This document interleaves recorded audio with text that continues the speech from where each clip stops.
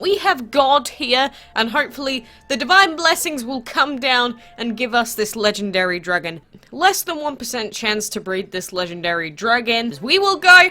Let's see what we get. Breed them together.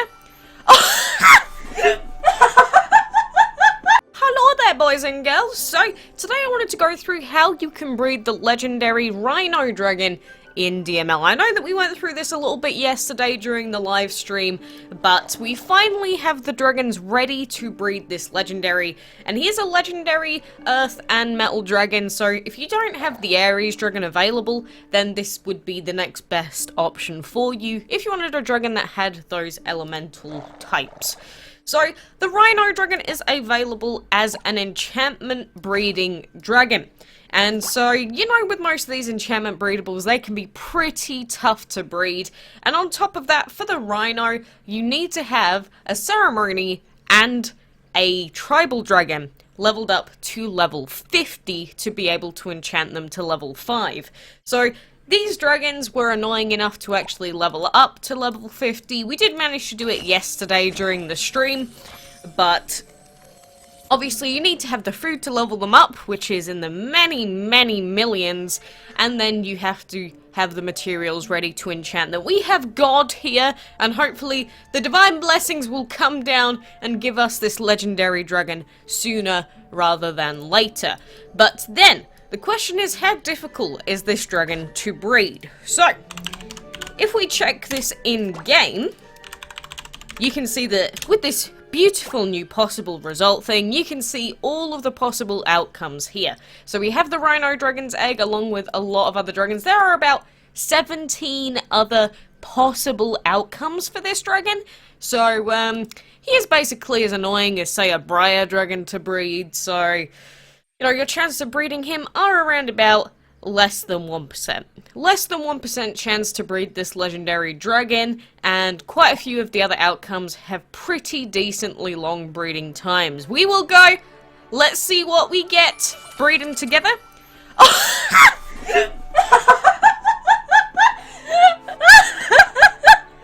No way! No way! This has happened again? This is like the plushie all over again! Oh my god.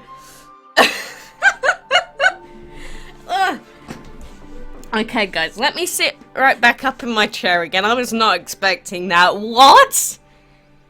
Okay, divine blessings have been brought upon this land today. Oh, wondrous world. Well, thank you, God, for your beautiful blessings here. So as you can see, that is a 1 day and 14-hour breeding time with a VIP on. And you know what that means? That means that we actually did get hold of the RHINO dragon on our first attempt today. Technically our second attempt, because we did try once yesterday and we got an elephant dragon, which is still not that bad of an outcome, but an elephant followed by a RHINO is pretty good. Again, if you want to have a really good look at the full possible outcomes table, the one on the DML wiki should scare you a little bit. Look at all of those dragons, and we've got 16 hours, 14 hours, 14, 12, 12, 12, 12. So most of the time you're going to expect between a 12-hour to a 16-hour breeding time, but man, you know, it's sort of anticlimactic because you put in all the effort to put in all the food, the enchantment materials to put these dragons together, and then you get it on like your second attempt. Such an anticlimax, but you know, as soon as you see over that 1 day breeding time, you know that you've got yourself a legendary dragon. So now, I guess the question is, would I ever use a RHINO dragon on my team? And you know, our team, with the way that it is, we have Andy, who's super aggressive, we have Joko, who's super aggressive, and we have Saini, who's super aggressive. And I've always said, you can choose to do your team in many different ways, and I personally chose to just make a full frontal, heavy hitting team. But the thing is, the RHINO dragon wouldn't even be that bad in this team if we replaced our lantern dragon.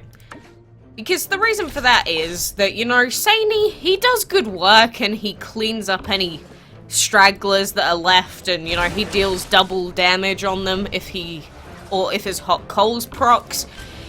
But at the same time, we could also just have a gigantic shield put together and then combine that with Joko's wind and the divine blessing skill, and basically you got a major powerhouse team. And so, obviously following that, instead of, you know, having the RHINO, if you have the Ares instead, which is basically just, you know, an upgraded divine version of him, same thing then.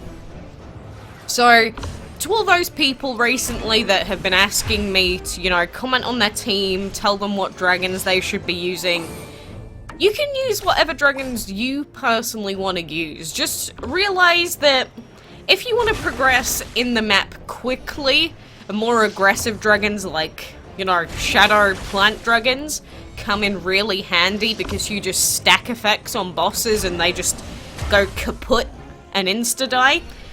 But if you want to have a team that is just well balanced overall and doesn't rely on basically two-shotting, then defensive dragons can also be really good for that. This is especially the case these days because, you know, Void got buffed, Metal got its buff, so there's a lot more that you can do with the defensive elements these days. I remember back in the days, way back when, where it was like, yep, Void's trash. Yep, Earth's pretty trash. Yep, Metal is very mediocre. But it's not quite like that anymore. If you can find a good metal, void, or earth dragon and pair that with a water or wind dragon, maybe both, you really do have a really strong team started. And then you can choose whether you want to have a third defensive team member or if you just want to put a really aggressive one in that third slot. And, you know, it's because, like I've said, defensive dragons do tend to work better with at least one other defensive dragon, just to, you know, one can debuff the enemies and one can keep your team alive.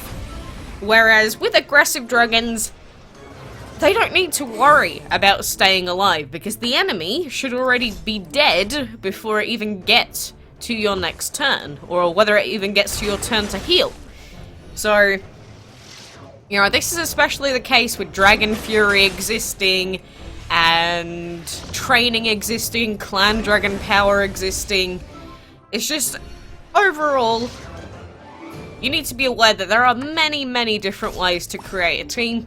And even though on the surface the RHINO might seem bad, that's not necessarily the case. Because he has really low attack, but his health is extremely high. Which is something that most really high damage dragons have to give away to compensate. Obviously that's not the case with our arch nemesis of Freya and Hathor, and a couple of other dragons out there like Odin, just basically with his attack. But, you know, if we're going by the old formula of DML, that is how they used to be made. So, you know, if anything today, I hope that, one, you were as surprised as me, and two, maybe if you were, you know, considering different dragons for your team, maybe that will help you out a little bit in, you know, deciding what ones you want to go with. I don't think it's anything revolutionary or first time that I've ever said, but people do tend to ask me a lot of questions about their team in particular. I can't get over the fact that we read that already. Just seeing the timer messes with my head. But, yeah, do whatever you want to do in DML. With all of these exceptions coming out, there's no guarantee that any dragon's gonna remain good, air quotes, for the rest of time. So rather than freaking out too much about the best dragon in the game, I would say pick the strongest dragons that you have available to you, or wait possibly the next month until we potentially get another divine event of some sort.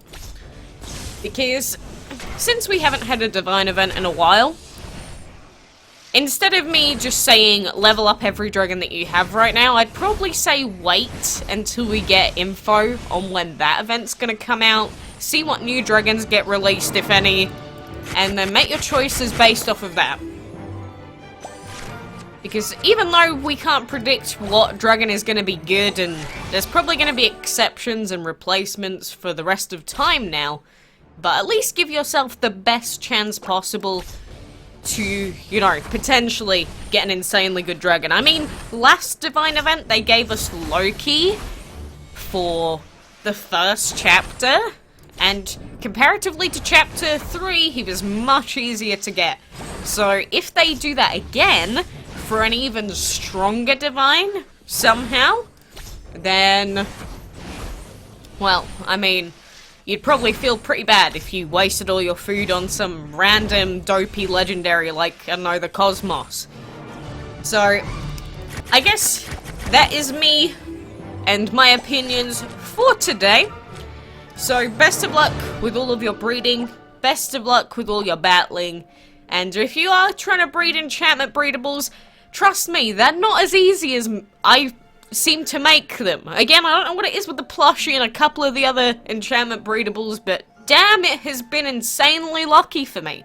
It's probably because of the level requirements, because these two were both level 50, because they have to be level 50, so, you know, we know that the higher a dragon's level is, the higher your chances are to breed a legendary, but we do know that after a certain point, the effectiveness starts to wear off, so, I don't know, I still think we got incredibly lucky, but, you know, I wish we had the official stats from Gameloft to see exactly how lucky or unlucky we were today.